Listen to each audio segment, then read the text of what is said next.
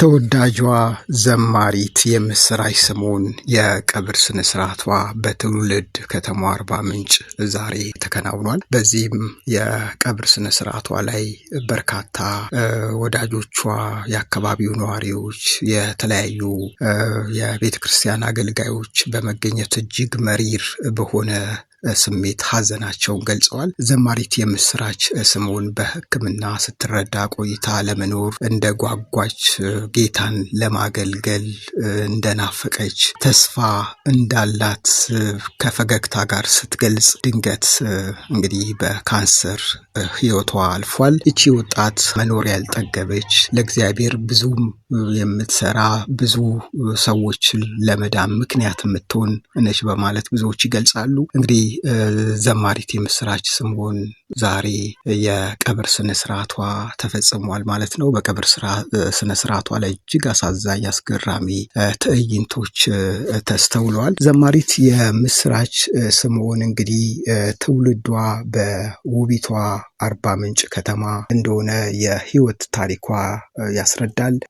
እንግዲህ ዘማሪት የምስራች ስምኦን ከአባቷ ስምኦን ቶሎና ከእናቷ ወይዘሮ ምንትዋብ ደረሰ በጥር 30 1990 ዓ.ም በአርባ ምንጭ ከተማ እድገት በር ቀበሌ በሚባለው የተወለደችው። የምስራች እድሜዋ ለትምህርት ሲደርስ ከ1998 ዓ.ም እስከ 2005 ዓ.ም ድረስ የአንደኛ ደረጃ ትምህርቷን በኩልፎ ሙሉ አንደኛ ደረጃ ትምህርት ቤት ያጠናቀቀች ሲሆን ሁለተኛ ደረጃ ትምህርቷን ደግሞ ከ2006 እስከ 2007 ዓ.ም በአባያ ሁለተኛ ደረጃ ትምህርት ቤት ተከታትላ የማትሪክ ማለፊያ ውጤት በማምጣት ወደ አርባ ምንጭ መሰናዶ ትምህርት ቤት በመግባት ትምህርቷን መከታተል እችላ እንደነበር የህይወት ታሪኳ ያስረዳል።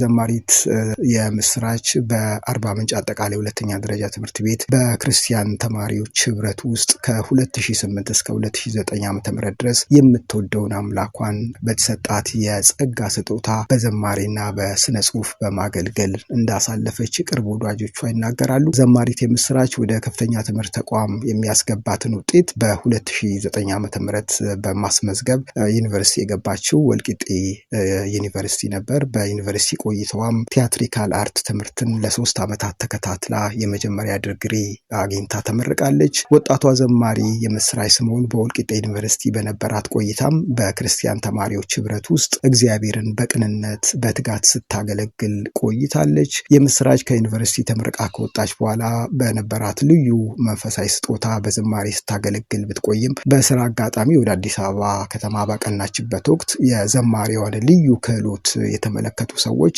ዘፈን እንድትዘፍን ግብዣ ቢያቀርቡላትም እሷ ግን በተሰጠኝ የጸጋ ስጦታ ዘምራለሁ እንጂ በፍጹም አልዘፍንም በማለት የዓለምን ግብዣ በመናቅ ለሌሎች አርአያ መሆኗን የህይወት ታሪኳ ያስረዳል። ተወዳጇና ተስፈኛዋ ዘማሪት የምስራች ባደገችበት በኢትዮጵያ ወንጌላዊት መካነ ኢየሱስ ቤተክርስቲያን በአርባ ምንጭ እናት መካነ ኢየሱስ ማህበር ምዕመናን ከልጅነቷ ጀምራ በሰንበት ትምህርት በእግዚአብሔር ቃል ሙላት ያደገች ሲሆን በዝማሬ አገልግሎት ከልጅነቷ ጀምሮ እግዚአብሔርን ስታወድስ ስታገለግል ቆይታለች። የምስራች ባደገችበት የማህበረሰብ በብዙዎች ዘንድ የምትወደድ፣ ቤተሰቦቿን በቅንነት የምትታዘዝ፣ ታላቆቿን የምታከብር፣ ከሰዎች ጋር ለመግባባት ጊዜ የማይወስድባት፣ በሄደችበት ሁሉ ሰዎችን በፈገግታ የምትቀበል ሳቂታና ተጫዋች ልጅ እንደነበረች ብዙዎች ይናገራሉ።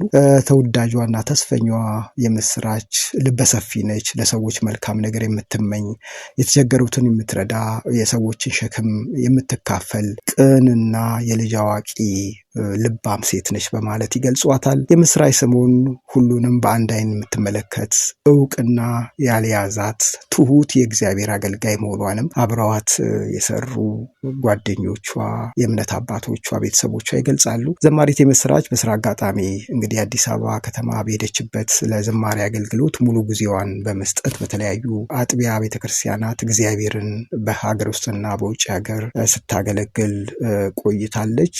ድንገት ዓመት እንግዲህ ባጋጠማት የጤና እክል በሀገር ውስጥ በሚገኙ የሕክምና ተቋማት የሕክምና ጀምራ የሕክምና ወጪው በቤተሰብ አቅም የማይቻልና ሕክምናውንም በሀገር ውስጥ የማይሰጥ በመሆኑ በደጋግ ኢትዮጵያውያን ርብርብ በውጭ ሀገር ታይላንድ ሕክምናዋን ተከታትላ በተሳካ ሁኔታ ወደ ሀገሯ ተመልሳ የረዳትን ድንቅ ያደረገላትን እግዚአብሔር ከቤተሰቦቿና ከወዳጆቿ ጋር ማመስገን ችላም እንደነበር ይታወሳል። እግዚአብሔርን ብዙ የማገልገል ጉጉትና ፍላጎት የነበራት ተስፈኛዋ ዘማሪት የምስራች ስምዖን የማይብራራ ማንነት አለ የተሰኘ ዝማሬ በመስራት የእግዚአብሔርን ታላቅነት አውጃለች። በዚህ ዝማሬ ብዙዎች ተባርከዋል። የምስራች በህመም አልጋ ላይ በነበረችበት ጊዜ ከእግዚአብሔር ዘንድ የተሰጣትን ዝማሬ ለህዝብ ለማድረስ ዝግጅት ላይም ነበረች። ዝማሬ ብዙ የማገልገልን እና አልበም የመስራት ራዕይ እንደነበራትም ስትናገር ይደመጣል። የምስራች ዝማሬ ለመስራት ዝግጅት እያደረገች ሳለች ዳግም ባጋጠማት ህመም ምክንያት በሕክምና ስትረዳ ቆይታ ግንቦት 25 ቀን 2017 ዓ.ም በክብር ተሰብስባለች። እንግዲህ ተስፈኛዋ ዘማሪ ብዙ እግዚአብሔርን ማገልገል ለብዙ ሰዎች መዳን ምክንያት እሆናለሁ ብላ በተለይ ከህመሟ ጋር እየታገለች የምትሰጣቸው ምስክርነቶች ብዙ ለብዙዎች ተስፋና ስንቅ ነው። ግን እሷ እንግዲህ ወደምትወደው ወደ ጌታ ሄዳለች ማለት ነው። ይሄም ሲሰማ አሁን ድረስ ብዙ ሰዎች መቀበል አልቻሉም፣ ግን እውነት ሆኗል።